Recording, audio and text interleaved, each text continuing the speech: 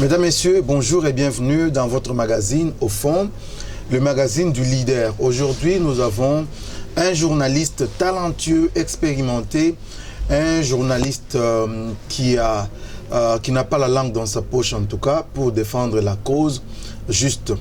Il s'agit bel et bien de Joël Kadendanga. Avec lui, nous allons parler de l'actualité politique essentiellement à l'Assemblée nationale parce qu'il a mis du temps effectivement dans cet hémicycle pour couvrir l'actualité parlementaire. Donc avec lui, nous allons essayer de passer au peigne fin tout ce qui se passe avec cette session extraordinaire. Mesdames et messieurs, bonjour, bonsoir. Bonjour Joël.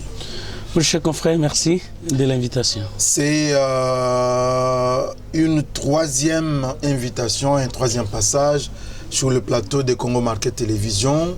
Des meilleurs vœux à qui? À vous, à votre équipe de Congo Market Télévision, à vos collaborateurs, particulièrement à Jude, qui a toujours été ensemble avec vous, à votre coordonnateur, à votre famille, ainsi qu'à tous ceux qui nous suivent à travers le monde. Mais il y a une dame des États-Unis qui nous soutient par ses encouragements à travers vous. Nous lui sommes très très reconnaissants pour les soutiens qu'elle nous accorde à travers votre personne. Merci beaucoup Joël. Impact News, comment ça va? Ça marche? Tout va bien, le Seigneur nous fait grâce. Et surtout qu'un de ceux qui prient pour nous est en train de souffler sur la bougie de son épouse. Il s'agit de papa Franck Moulaja, le frère Franck Moulaja. Meilleurs vœux, Maman Bibiche, bonne année, joyeux Bibiche. Anniversaire, Maman Bibiche, Moulaja. Que le Seigneur comble votre couple et votre famille. Voilà, c'est son anniversaire aujourd'hui. Je crois que je vais vous prier et je vous supplie de recevoir papa Franck Moulaja. C'est avec lui que la vision de groupe Adorant l'Éternel avait commencé, avec papa Ale Moloto, d'heureuse mémoire, qui a demandé que l'hymne de notre pays soit un cantique d'adoration à notre Dieu. Ce que le Seigneur est en train de réaliser en cette année 2021, parce que vous savez que chaque 21 dans notre vie, chaque 01 dans notre vie a toujours apporté un malheur ou un bonheur. Dans ce pays. Il s'agit d'abord de 1921, c'était 3 ans après que le Congo soit remis au Royaume de Belgique, après toutes les exactions commises par le roi Léopold II, qui s'était considéré comme propriétaire de notre pays. 3 ans après, il y a eu un prophète, il s'appelle Papa Simon Kimbangu, qui a dit que le blanc sera noir et le noir sera blanc. Et cette prophétie s'est réalisée en 1960. Mais en 1961, celui qui devrait la faire concrétiser, parce qu'il s'était engagé dans beaucoup d'histoires qui n'honoraient pas le Seigneur, est mort le 17 janvier. Emery Patrice Lumumba, premier ministre. En 1971, le Congo reprend... 71 pour les Belges. Pour les Belges, 71. Le Congo reprend le poil de la bête et nous avons eu la monnaie la plus forte du monde. Et quand vous comparez aujourd'hui le calendrier de 1971 ou de 1971 et le calendrier de 2021, ce sont les mêmes dates et les mêmes jours. Et dans le pacte qui a été signé à Genève, excusez-moi, ce n'est pas le sujet du jour, c'était que Fayoulou devrait gérer la République démocratique du Congo pendant 2 ans.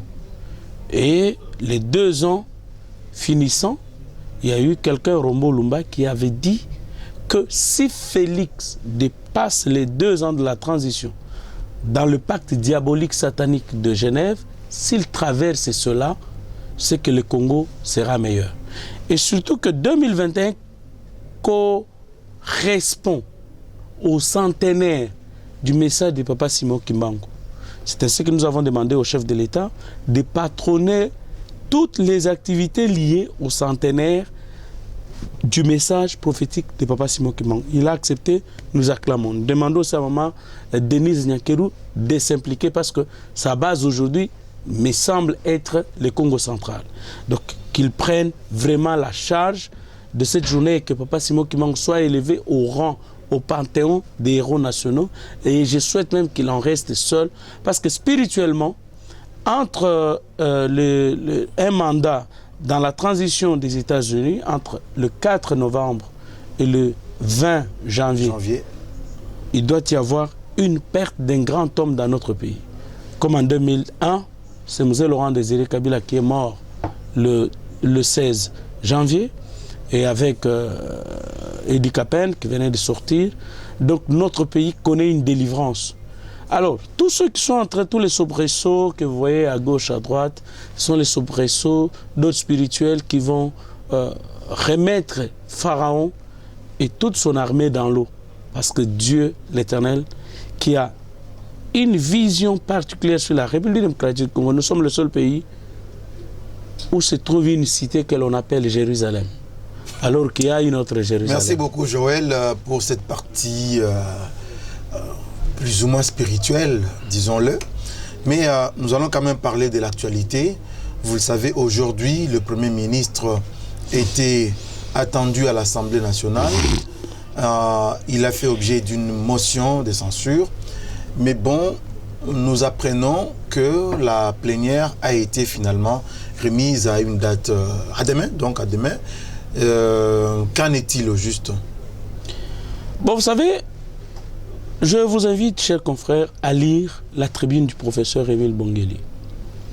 Le professeur Émile Bongeli, sociologue de son état, un administrativiste et un territorialiste de longues années, il a opposé les juridismes honteux tenus par les juristes arrogants. Il les a appelés des jeunes journalistes arrogants. Ces jeunes journalistes arrogants, on Juristes. Juristes arrogants, donc on peut aligner Mouilania, Minakou, le jeune homme ici, Constant Moutamba et les autres, qui font passer leur propre interprétation des lois de notre pays selon leur propre entendement. Mais leurs interprétations, ils les gardent essentiellement dans les réseaux sociaux et dans les médias. Et ils ne veulent pas les présenter ni au Conseil d'État, ni à la Cour constitutionnelle. Et il a opposé ces juridismes honteux face au pragmatisme politique de Félix Antoine Tshisekedi, qui lie et la pratique politicienne aux lois de notre pays, notamment la loi suprême qui est la Constitution. Et Félix Antoine Tshisekedi Tshilombo réussit face à ces juridismes et honteux, des gens qui ne comprennent rien, mais qui veulent s'opposer. Ici, il ne s'agit pas d'une motion de confiance ou de défiance, c'est une motion de censure. La motion de censure n'est pas adressée à un individu. La motion de défiance ou de confiance est adressée à un individu, patron d'un département gouvernemental ou patron du gouvernement. C'est-à-dire, si on retirait la confiance à Ilunga Ilunkamba, il devrait présenter sa démission à titre individuel si c'était une motion de méfiance ou de défiance. Mais ici, il s'agit d'une motion de censure. Et qui invite, ce n'est pas le bureau d'âge, c'est la majorité des députés qui avaient investi Sylvestre Ilunga Ilunkamba. Alors, donc on est face ici à une motion de censure contre le gouvernement Ilunga Ilunkamba. Mais c'est quoi la différence entre cette motion de censure et la motion de défiance? La motion de défiance vise un individu, patron du gouvernement ou patron d'un département gouvernemental. Ça veut dire l'Assemblée nationale qui a investi le gouvernement ne trouve plus qu'elle a confiance à un certain Sylvain Mutombo, ministre délégué à la Défense. Alors elle dit, on n'a plus confiance en lui sur base de tel autre acte. On l'invite, il vient, il se défend, on lui renouvelle la confiance ou on lui retire la confiance. Donc il y a eu défiance. Ça, c'est un individu. Mais lorsqu'il s'agit d'une motion de censure, celle-ci concerne tous les gouvernements. Ça veut dire que le gouvernement n'a pas réalisé les programmes adoptés lors de son investiture. Rappelez-vous qu'Ilunga Ilunkamba est nommé le 20 mai 2019, que son gouvernement est nommé le 26 août 2019 et qu'il a été investi le 6 septembre 2019. Et l'investiture a été une conséquence d'un programme présenté. Et ce programme pouvait être résumé en 2 ou 3 mots. 1. L'état de droit. 2. Les social de la population, à travers les slogans « Le peuple d'abord » et 3. La lutte contre les antivaleurs. Mais maintenant, l'Assemblée nationale, à travers ses députés, je vous dis bien, 301 députés, 301 signatures, ont dit non à ce gouvernement et que ce gouvernement doit tomber. Donc là, si je comprends bien, c'est ce qui explique le fait que la responsabilité de l'invitation ou de la convocation du gouvernement ne relève pas du bureau d'âge, mais plutôt de la plénière ou des députés nationaux pétitionnaires. J'ai toujours aimé votre intelligence parce que dans vos questions, il y a toujours 70% de la réponse. Merci. Vous l'avez dit. Parce qu'ici, ce n'est pas le bureau d'âge qui a invité ou qui a renoncé à placer sa confiance au gouvernement. Ici, ce sont les investisseurs. Qu'est-ce que je veux dire par là? C'est-à-dire ceux qui ont investi. Qui ont donné mandat. Qui ont donné mandat au gouvernement. 301 députés qui disent que non, ce gouvernement que nous avons investi ne répond pas aux idéaux tels que nous avons attendus, ne répond pas à l'exécution du programme tel que nous présentons. Et en conséquence, nous posons notre motion de censure pour que ce gouvernement parte. Alors, que M.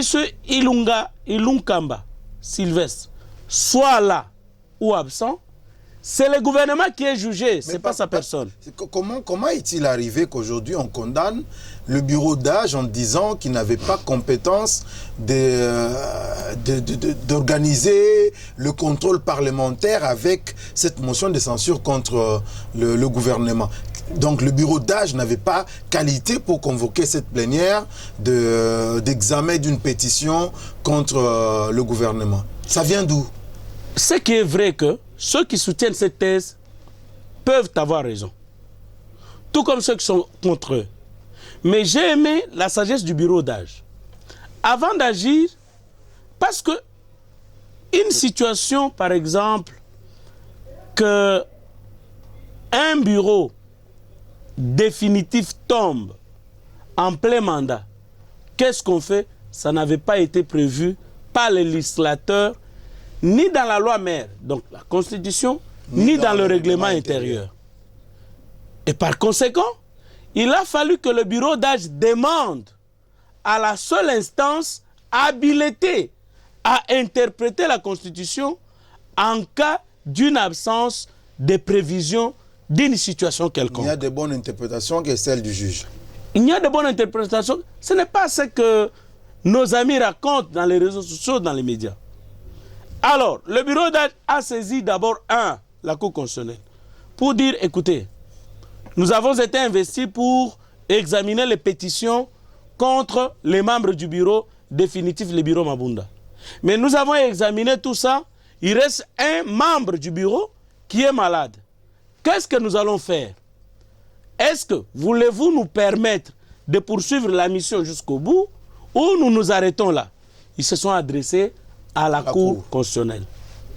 L'arrêt de la Cour constitutionnelle 1438 dit exactement ceci, que la Cour reçoit la requête et la déclare fondée. Et en conséquence, la Cour habilite le bureau à proroger le mandat et à poursuivre les missions parlementaires dévolues à l'Assemblée nationale.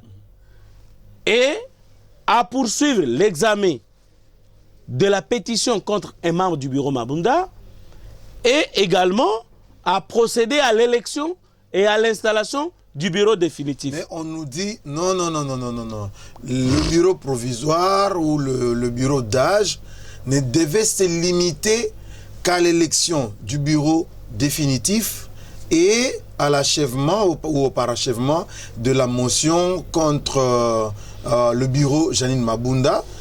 Donc, elle ne pouvait pas outrepasser ces motions-là et l'élection du bureau définitif. Qu'est-ce que, quelque part, on ne veut pas limiter le champ d'action des parlementaires ou des députés par rapport à leur mission qui consiste à légiférer, de contrôler l'exécutif. Distingués confrères, vous m'avez surpris. Si nous n'étions pas en direct, je serais parti dans ma voiture pour vous apporter les deux arrêts. Le deuxième arrêt, lorsque le bureau d'âge a été attaqué par des pétitions de membres de l'ancien FCC, le bureau d'âge a également saisi la Cour constitutionnelle. Et le PPRD s'est porté en intervention volontaire. Mais écoutez, ce que dit le deuxième arrêt, je crois 1448, il dit ceci: on ne peut pas priver à l'Assemblée nationale ses missions ordinaires régaliennes. Quelles sont les missions d'une assemblée parlementaire? 1. C'est légiférer. 2. C'est contrôler les services publics, les administrations publiques et les gouvernements.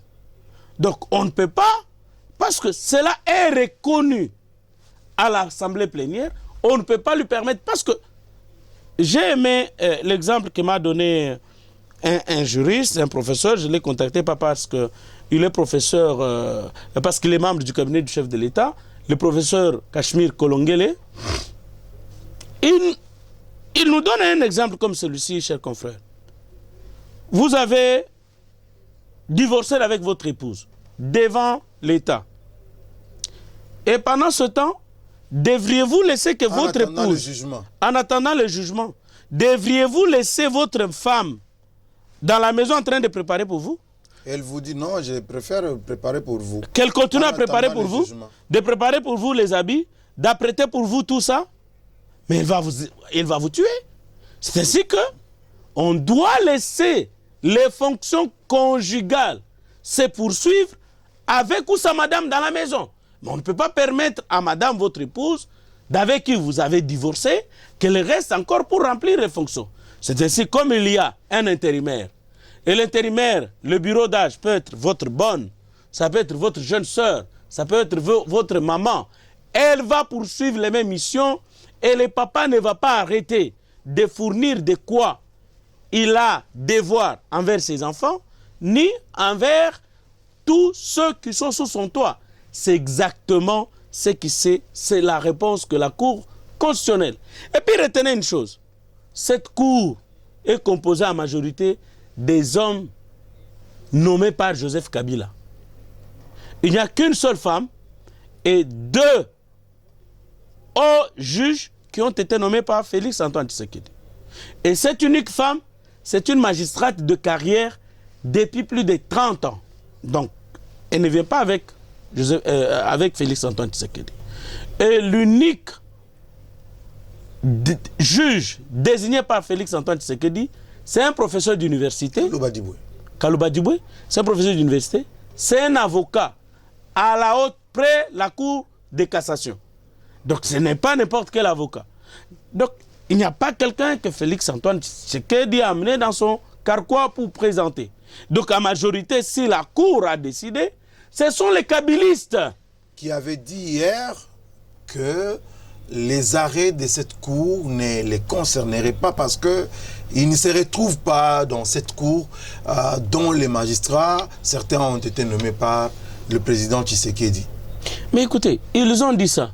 Mais pourquoi à la veille de l'investiture ou à la veille de la prestation de serment des 3 juges constitutionnels, ils ont saisi la même cour en interprétation de l'article, je crois, 164 de la Constitution. Rétropédalage. C'est juste pour vous dire que les amis exposent leur juridisme honteux, comme l'a dit un des membres influents du FCC, le professeur Émile Bongeli, au pragmatisme. Là, moi, ça me pose quand même une inquiétude. Je me dis finalement, est-ce que l'école... Je me rends compte qu'on a 2 écoles finalement au Congo. En politique, on a juste 2 écoles, il n'y en a pas 3. Il y a l'école moboutiste et il y a l'école tshisekédiste. Ceux qui sont sortis de l'UDPS et ceux qui sont sortis du moboutisme.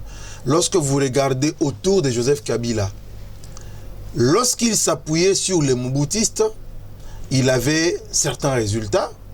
Et lorsqu'il s'appuyait sur des tshisekédistes, il avait aussi des résultats. Mais quand vous arrivez au FCC, il s'est appuyé sur des gens qui ne sont sortis ni de l'école de Mobutu, ni de l'école de Tshisekedi. Et c'est le FCC et avec les résultats que nous connaissons. C'est là où je vous dis que Joseph Kabila n'a jamais eu aucun idéal pour notre pays. Son problème, c'était un enrichissement personnel. Et quiconque est en mesure de lui apporter $1000, $2000, $3000, $1 million, $1 milliard, $3 milliards de dollars, il l'acclame et il l'élève en fonction. Un idéal en termes de lutte contre les antivaleurs, non. Joseph Kabila, dans sa perception du pouvoir, il n'y a aucune valeur. La seule valeur, c'est celui qui lui apporte de quoi pourvoir à ses besoins. C'est ainsi que vous avez vu des gens comme l'ancien gouverneur Mbadou. Dans la mesure où vous pouvez lui être utile, ça produit. Mais le jour que ça a capoté, on l'a présenté comme ayant été décédé de suite d'une crise cardiaque. Mais on avait ni son vu épouse, le visage. Ni qui que ce soit n'a vu son visage, on a tout simplement vu le cercueil. De même, avec Katumba Mwanke et les autres. Donc, ça voudrait dire ceci, que l'homme n'a jamais eu d'idéal. Et celui qui peut lui apporter ça, qui lui présente tout simplement les théories juridistes, je dis bien juridistes, pas juridiques, des théories politistes, pas politiques. Politistes, et là il adopte et il élève. C'est ce que vous avez vu des gens comme les Badi Banga, les Tchibala aujourd'hui, dans la mesure où ils pouvaient permettre que son pouvoir soit pérennisé, ils ont été élevés en rang. Donc il n'y a aucune valeur. Donc Joseph Kabila en soi n'a produit aucune école. Je vais vous dire en une chose. 20 ans de règne de kabilistes, donc ils n'ont créé aucune école. Non, l'école créée c'est le vol, le détournement, la prédation. Egwake. Egwake quoi? Egwake Nkoi. Kabila Lima. Egwake Nkoi. Kabila Lima. Et tous les enfants de Mumbele là, dansaient ça. De Nan. Voilà. De Yolo Campindi. Egwake Nkoi. Kabila Lima. Tout le monde danse et ils jettent l'argent. Voilà l'école. On a le professeur, le ministre de l'Intérieur, les lancé, comment il s'appelle encore, Mova Sakani, qu'on a vu en train de, à genoux, en train de... Non, pas à genoux, en train de ramper. Voilà, il rampait. En train de ramper. Tel un serpent. Vous avez vu un universitaire ressortissant de l'université de Lubumbashi, où j'ai moi étudié. Bien sûr qu'il a fini à l'UNIKIN. Un ancien de l'UDPS, Emmanuel Ramazan Shadare, prononcer des insanités, prendre de l'argent comme ça, Tozana Mokroto, Togo gagner. Et même l'argent qu'il a reçu de la campagne, il l'a détourné pour construire les hôtels, croyant que le président Nanga allait le proclamer. Voilà ce que Kabila a construit. Donc finalement, cette école de Kabila n'a rien produit en termes d'idéal politique pour mener une action, une stratégie qui répond aux aspirations du peuple congolais. Je peux vous donner quelques autres exemples, chers confrères. Regardez un chef de travaux de l'université de Lubumbashi, maintenant son état. Félix Kabange. Ancien collègue, directeur général d'une chaîne de radio. J'étais directeur de Mosaïque Télévision à Lubumbashi. Il était notre président des radios communautaires. Mais regardez à quel niveau il a déshabillé les abbés, les fidèles. C'est-à-dire, chez Kabila, c'est vous avez tué, vous avez commis le mal et on vous a cense. Et c'est lui qui a des valeurs. On les met à côté. C'est ainsi, vous voyez aujourd'hui, que ce qui se passe au niveau de l'Assemblée nationale, s'il faut revenir au sujet du jour, on lui présente et on continue à la censer. Malheureusement, revenons au sens spirituel des choses. La République démocratique du Congo, c'est une nation qui a une destinée prophétique de la part du Seigneur. Après Israël, quand l'Éternel Dieu va tourner le dos à toutes les nations, il restera au Congo et avec Israël qui est sa propriété. Mais les gens continuent à endurcir le cœur des pharaons, de Melchisedec. Moi j'appelle Joseph Kabila Melchisedec parce qu'on ne connaît pas sa généalogie. Il n'y a que ceux qui l'adorent qui peuvent présenter ces généalogies. Non, mais on connaît. Il y a Mama Sifa, on connaît Mama Sifa. Même si Mirindi nous dit aujourd'hui que la maman est portée disparue, tout ça, mais nous, on sait que c'est Mama Sifa, la mère de... Johnny Kaninda, vous êtes un grand journaliste dans ce pays. Vous êtes parmi les meilleurs. Si on compte 50 journalistes d'investigation et très introduits, vous êtes parmi les meilleurs. Merci pareillement. De vous à moi, ou de moi à vous, nous savons que Mama Sifa n'est pas la mère de Joseph Kabila. Mama Sifa était en prison quand Mouzé est tué. Pourquoi était-elle en prison? C'est pour attentat à la vie de Mouzé Laurent Désiré Kabila. Là, on ne peut pas engager un débat là-dessus. C'est pourquoi je vous dis que... Quand quelqu'un te présente sa maman, il dit c'est ma maman, tu dis oui et ça s'arrête là. Bon, c'est vrai qu'ailleurs, la maman de quelqu'un, c'est pas une mince affaire parce qu'il faut un jugement pour contredire. Mais bon, là n'est pas vraiment un autre débat, mais j'ai compris. Johnny, s'il vous plaît, je suis né de Ndembu Thérèse. Mais dans mon parcours, j'ai quitté Ndembu Thérèse à 12 ans. Dans mon parcours, j'ai eu 4 ou 5 mamans. Parce que l'Éternel dit, quand tu as quitté pour raison de l'Évangile, tu auras au centuple tout ce que tu as perdu. J'ai eu plus de 100 mamans dans ma vie. Mais celle qui m'a conçu, qui m'a enfanté, s'appelle Thérèse Ndembu. La mère. C'est qui est vrai aujourd'hui. Dans les mamans, il y en a plusieurs, mais la mère. La mère, c'est Ndembu Thérèse. Il n'y a pas de Sifa là-bas. Oh non. Bon là j'ai dit, je n'ai pas de Sifa comme mère. Ma mère s'appelle Thérèse Ndembu. Point barre. Ok. Oui. Ok. Donc aujourd'hui, le Premier ministre n'est pas venu finalement à répondre. Qu'il vienne demain ou pas, le gouvernement va tomber. Est-ce que ce n'est pas une manière de geler un peu le temps? Parce que une fois la session extraordinaire finie... Non, c'est une stratégie que Kabila a... Le problème, c'est quoi? Kabila ne veut pas comprendre que son temps est terminé. Kabila ne veut pas comprendre que... Mais quel est le problème de Kabila? On parle non, de Ilunga. Le problème, c'est Kabila. Pourquoi Ilunga est allé voir Kabila? Il a été avec lui hier lundi. C'est lui qui l'avait désigné comme... c'est lui qui l'a désigné. Mais que Kabila comprenne que son temps est terminé, que les Congolais ne sont pas rancuniers, nous lui avons pardonné, étant donné qu'il y a eu une passation qui n'a pas été pacifique, parce qu'il y a des Kapangala, des Rossi Mukendi, des Ngandou qui sont morts, qui comprennent que... Ça, c'est le discours de l'UDPS, Augustin Kabouya. Écoutez, je n'ai pas dit Augustin Kabouya. Ce qui est vrai que Augustin Kabouya dit toujours la vérité. Mais ce qui est vrai, ça n'a pas été pacifique. Mais nous lui avons quand même permis, comme il a cédé le pouvoir, contrairement à l'Ougandais Yoweri Museveni, au Kagame rwandais ou à truc ici au président de Congo-Brazzaville. Mais il a accepté à 47 ans de quitter le pouvoir. Ça, les Congolais l'acclament. Mais s'il se maintient après avoir libéré le peuple d'Israël et qu'il le poursuive juste dans la mer, ce qui est vrai, il trouvera la mer Rouge séparée. Malheureusement, il va continuer à s'engager avec les Mouilania, ses amis de Tanzanie. Il va continuer à s'engager dans la mer. Mais écoutez, quand tout le monde sera dehors, la mer, là, va céder. Et Myriam entonnera le cantique de l'autre côté. Je vous ai dit au début de cette émission qu'il y avait un pacte spirituel à Genève. Et que entre la transition, dans la transition aux États-Unis, il doit y avoir un mort ici. Et comme c'est mort, cette mort ne nous est pas arrivée, le Congo est entré dans la destinée prophétique de Papa Simon Kimbangu. Quiconque va s'opposer à cette destinée, je vous le dis, nous allons le pleurer. Nous allons chuter. On prend un tout petit sujet. Vous savez qu'il y a eu quand même un réaménagement dans le cabinet du président de la République. Bon, on ne peut pas dire réaménagement parce que c'est qu'un poste qui a été pourvu.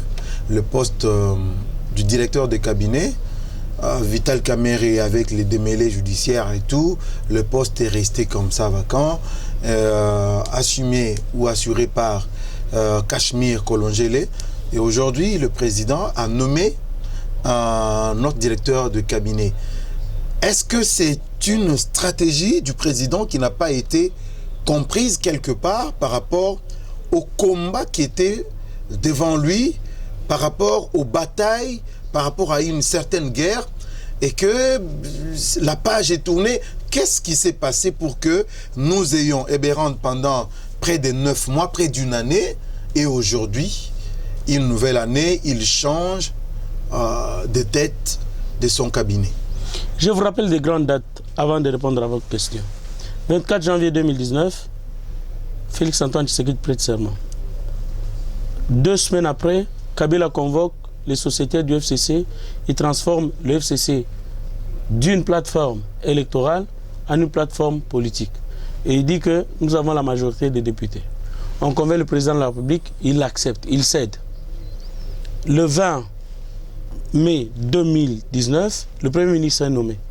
On a dû attendre le 26 août pour que le gouvernement soit nommé. Le 6 septembre 2019, le gouvernement est investi. On a dû attendre du 6 septembre jusqu'au 27 mars 2020 pour qu'il y ait l'ordonnance portant attribution des ministères. Donc une année de perdu. Et pendant ce temps, M. Vital Kamerhe et le camp de Joseph Kabila préparaient un coup d'État constitutionnel. Le président de la République a pris une ordonnance portant état d'urgence. Avec l'arrivée du coronavirus. Avec l'arrivée du coronavirus, déclaré le 10 mars 2020. Il a fallu que cette ordonnance soit transmise à la Cour constitutionnelle pour l'avis de conformité. Kamerhe s'y est assis dessus, jusqu'au jour où il a été arrêté. Et pendant que Kamerhe s'était assis dessus, M. Tambo Mamba sort sur Radio Top Congo pour dire que l'ordonnance du chef de l'État comporte des irrégularités qui devraient être régularisées, permettez-moi la tautologie, au niveau du Congrès. La Cour constitutionnelle sera consultée et elle va dire niet, l'ordonnance du chef de l'État est conforme à la Constitution. Ils sont rentrés que dans la patte. Et la guerre a commencé. Cette guerre était juridique. Et pour réussir pareille guerre, il fallait un général d'armée dans le secteur du droit. Et ce général-là, c'était qui? C'était Cachemire Kolongele Eberhard. Il a mené cette guerre. Même quand je vous ai parlé des avis demandés, sollicités par le bureau d'âge, je vous dis que c'est l'ombre de Cachemire, un homme effacé, qui n'a pas été suffisant, qui n'a pas été vu. Et d'ailleurs, dans la presse aujourd'hui, dites-moi, quand Kolongele parle, qui pourra identifier sa voix? Peut-être nous qui l'appelons ou qui parlons avec lui. Je peux découvrir, ah, ça c'est le professeur. Je connais son intonation, je connais son vocabulaire, je connais quand il parle des moutons cadets. Mais quand c'est quelqu'un d'autre, dans les médias, il n'est pas connu. Il n'est pas connu, c'est un homme effacé. Il a mené cette guerre. On est allé de là jusqu'à la nomination du procureur général près la Cour constitutionnelle, le principal accusateur du chef de l'État. De là, on a changé le premier président à la Cour de cassation. Kitoko est parti, Kabangenumbi Flori est parti, il a été remplacé par Mumba, et au niveau de la Cour Kwete a été remplacé par mon vieux qui s'appelle le vieux de Ndemba ici, c'est qui? Le procureur, non, le procureur général près la cour constitutionnelle. Comment il s'appelle, maître Mélissa? Bon, ça va, c'est pas grave. Oui. C'est la fonction qui importe. Ça a été changé et Ilunga Kamba signé ça sans s'en rendre compte. C'est ainsi que Mouilani l'appel dit ne contresigne plus rien. On va au niveau de la cour constitutionnelle, on change, on gagne la bataille.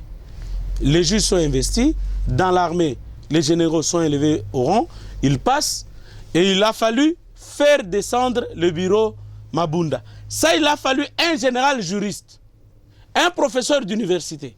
Et Kolongel était encore important. On est parti avec lui, il a gagné la bataille. Et on arrive au niveau de l'installation du bureau d'âge. Là aussi, les avis sont demandés en avance. Kolongel gagne la fronde. Mais maintenant, la bataille juridique semble être finie. Il faut maintenant qu'on entame la bataille. Ça, c'est ce que nous comprenons aujourd'hui. C'est moi qui comprends ça. Parce que nous, on se disait, mais comment est-ce que le président de la République va garder silence, Vital Kamerhe en prison, c'est fini pour lui, mais il ne change pas, il laisse le professeur Eberhard à ce poste-là pendant 9 mois. Mais écoutez, pourquoi fallait-il remplacer Vital Kamerhe? Il fallait lui laisser tous ses avantages. Parce que les gens de l'UNC pensaient que c'était un règlement des comptes. Non. Vital a détourné. Et Vital a attenté pratiquement à la vie du chef de l'État. C'est prouvé noir sur blanc. Est-ce que vous entendez encore des morts depuis que Vital est parti de la présidence? Vous entendez encore des gens qui meurent de Covid? Non, mais c'était Covid. Hein. S'il vous plaît, Kaninda, arrêtez ça. Est-ce que vous avez encore entendu des gens qui meurent encore de Covid? Est-ce que vous avez entendu encore des fuites des documents à la présidente de la République depuis que Vital est parti? Il y en a eu 1 ou 2 fois. Certains confrères ont été interpellés par les services de renseignement. Et depuis, plus rien. Plus rien. Donc c'est juste pour vous dire qu'on connaît tout ça, mais Vital c'est un grand leader, on ne peut pas l'exposer. Mais à quoi rime, Joël Kadé, à quoi rime cette nouvelle nomination d'un directeur de cabinet pratiquement économiste rompu? Ça présage quoi? Nyembo, c'est un Katangé. Nyembo, c'est un économiste. Ici, on a besoin des solutions pour les sociales de la population. Et les solutions ne peuvent venir que de quelqu'un qui peut faire ce que Kamerhe pensait faire. Parce que Kamerhe également... Un peu ce qu'avait fait... dans une certaine mesure, un autre économiste, Mazata Pogno, dans une certaine mesure... Papa, il y a des noms qu'il ne faut jamais citer quand je suis sur le plateau. Que je retire? Non, retirez ces noms-là. Je retire. Non, 280 millions qui sont partis. Et on va vous prendre des journalistes de renom pour vous dire que non, 4 mois, bon, ils ont mené une enquête. Quelle investigation? J'avais oublié. Non, s'il vous plaît, il y a des noms qu'il ne faut jamais citer. Bon, on a nommé, le président a nommé un économiste. Non, Nyembo, c'est quelqu'un d'effacé, de toutes les façons. Okay. Si on vous présente Nyembo aujourd'hui, vous êtes un des journalistes les plus introduits et vous passez dans toutes les institutions sans problème. Si aujourd'hui vous partez au palais du peuple, qu'est-ce que je dis? Au palais de la nation, ou bien à la cité de l'Oya, Nyembo vous passera comme ça, vous ne le connaîtrez pas. Ce n'est pas comme un Kamerhe imbu, très dans les viseurs de télévision et des caméras. Non, Nyembo c'est quelqu'un d'effacé. On a besoin maintenant de réaliser le peuple d'abord.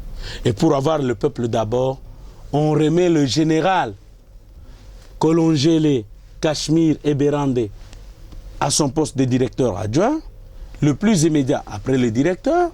Il continuera son combat que l'on connaît sur le plan juridique, mais on laisse à quelqu'un qui peut réfléchir comment offrir au peuple les slogans « Le peuple d'abord ». Et pour cela, on a besoin d'un économiste, on a besoin d'un ancien de l'UDPS, de quelqu'un qui a connu les vicissitudes du combat de l'UDPS, comme ayant été secrétaire national à Benelux et consorts. Donc, nous lui souhaitons bon vent. Et personnellement, je crois, quand je dis personnellement, et vous, Christian Bossembe, Beledou, Pascal Onje, et tous les autres amis, notamment Gérard Elenga, nous allons accompagner Chioyo, Madame Sonia Lukusa, nous allons accompagner les nouveaux directeurs de cabinet pour que sa mission réussisse. Je le connais très effacé, très dans l'ombre, mais il va poser des actions qui seront en faveur de la population congolaise. Voilà un peu ce que nous allons terminer cette émission, cher Joël Cadet. Un petit mot par rapport à ce qui se trame aujourd'hui avec l'Union sacrée. Faudra-t-il considérer finalement que Félix Tshisekedi viole la Constitution en se plaçant à la tête d'une plateforme politique ou c'est quoi finalement? C'est quel jeu qui nous amène là? Denis Kanda, vous savez que l'Union sacrée pour la nation, vous avez été reçu par le chef de l'État, vous avez été consulté. Vous êtes, c'est pas un regroupement politique, c'est pas un parti politique, monsieur. C'est une idée, c'est une vision, c'est un courant dans lequel tout le monde, tout en restant dans leur parti politique, tout en restant dans leur regroupement politique, mais s'engage pour l'amélioration des conditions sociales de la population congolaise. Que Mende vienne, que Kassanji vienne, que Liaou vienne, que ce Kazadi Peter vienne, que Kabound vienne. Ici, le problème, c'est nous considérons l'intérêt supérieur de la nation. Et le mot d'ailleurs a été emprunté par les politiciens, mais je dois ramener ces mots, que c'est vous qui en êtes l'auteur, que le salut du peuple est la loi suprême. Et vous, Kaninda, vous avez dit, avant que Tshisekedi ne le prononce, qu'aujourd'hui, si on viole la Constitution, au nom du salut du peuple, moi j'adhérerai à cette thèse. Ça, c'est venu de vous. Et vous avez soutenu ça. Mais aujourd'hui, est-ce que Félix Tshisekedi a violé la Constitution? Non. Il n'y a qu'un seul organe, qu'une seule instance qui peut constater cette violation de la Constitution. Et il s'agit de la Cour constitutionnelle, qui est tenue aujourd'hui en majorité par les kabylistes. Mende nous l'avait dit dans son audio avec les partis politiques qu'il y a des juges acquis à la cause de Joseph Kabila. Il y en a 5 qui étaient devant la Cour de cassation pour corruption. Et qui les avait attaqués là-bas, c'était Louis-Dor Balekelai, entre autres. Kalala, Goubal, Jean Goubal. Donc, il y avait des députés qui avaient attaqué ces juges-là, notamment les juges Ouboulou et les juges, comment il s'appelle, Kilomba, qui ont été trempés, selon ceux qui les ont traînés devant la Cour de cassation, dans la corruption, pour faire passer certains députés. Et ça, tout le monde le sait. Donc, c'est justement pour vous dire ceci, que ce n'est pas dans les médias, ce n'est pas dans les réseaux sociaux qu'on vient contester un acte pris par le chef de l'État. Aller devant la Cour constitutionnelle, aller devant les conseils d'État, dont les animateurs ont été promus à leurs actuels grades par Joseph Kabila Kabange. Et donc, c'est juste pour vous dire que l'union sacrée, c'est une idée. Même vous, je peux vous inviter aujourd'hui à y adhérer. Ce n'est pas pour un problème de poste. Oui, ce n'est pas un problème de poste comme Katumbi, Mbemba. On dit, oh non, on avait introduit un cahier de charges. Le cahier de charges là n'a jamais été présenté. Et Kabound n'a jamais menti lorsque Kabound a dit que les amis sont venus pour réclamer la primature et la tête de l'Assemblée nationale. Non. Aujourd'hui, Johnny Kanda, qu'on revienne dans le même scénario, ou pour que Ilunga se décide, il doit se rendre à Kingakati. Aujourd'hui, il est allé à Chimat. Donc, ça revient, on doit aller à Kachobwe ou à Gemena pour avoir l'autorisation des autorités morales. Écoutez, fini l'affaire des autorités morales dans ce pays. Merci. Les députés n'ont pas un mandat impératif. Merci beaucoup, Joël Cadet, chers internautes, chers téléspectateurs. Merci beaucoup pour votre sympathique attention. Finalement, l'union sacrée, c'est comme une église. Personne n'a le droit de dire à quelqu'un dans l'église, toi, tu ne peux pas venir dans notre église. Tu as beaucoup péché. Toi, tu as beaucoup volé. Toi, tu as été adultère. Tu ne peux pas venir dans l'église. À l'église, on laisse tout le monde venir. Celui qui vient a le devoir de se convertir. S'il ne se convertit pas, s'il rate le ciel, en tout cas, il ne ratera pas l'enfer. Merci beaucoup. À très bientôt.